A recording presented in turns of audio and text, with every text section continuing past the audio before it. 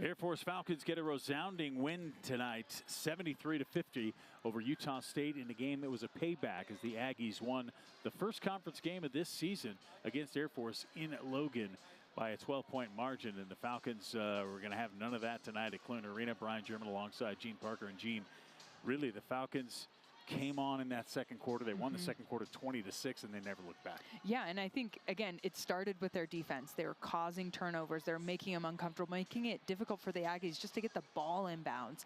And that really started to spark the offense. And, of course, Emily Adams doing a fantastic job in both halves. And then in the second half, they just started shooting the ball better. And I wish I had better analysis than just the shots started falling, and that's it. And sometimes that's just how it goes as a player, as a team. So they did a good job responding to it and not letting it be the story of the entire game. Absolutely. The Falcons did not start out so well shooting the basketball. There were some 2 of 7s, 1 of 7s in there. And you see overall just 36%, 37% for the game, Gene, but the 50% in 3 makes up for a lot of that. Yeah, it does.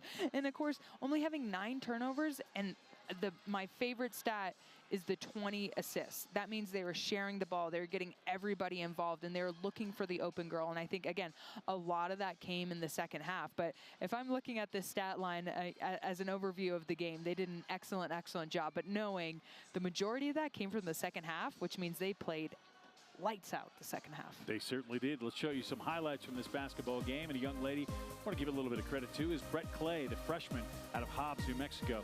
Ended up with just 6 points, but played a whale of a game. Yeah, and I think we talked about it a little bit on air. She's done a good job of integrating herself into this starting 5 as people are out. And to be able to do that as a freshman, a lot of times it's just don't mess up, don't turn the ball over, and she's doing an excellent job of that. Milani Perry started really slow, ended up shooting just 5 of 19 on the night, but 6 of 8 free throws got her to 19 points, second leading scorer for the Falcons tonight.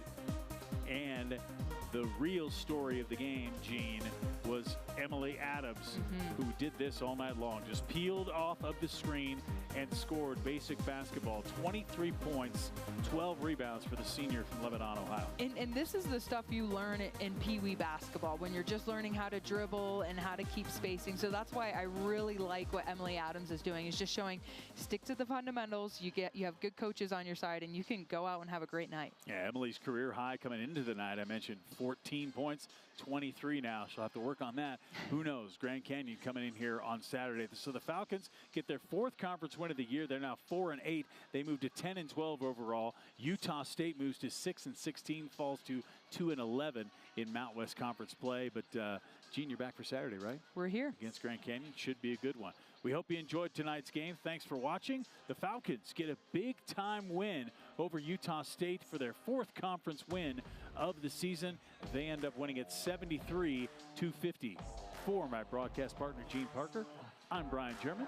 For our entire Falcon Vision crew, we hope you enjoyed this big win for the Falcons. We'll see you on Saturday for that game against Grand Canyon.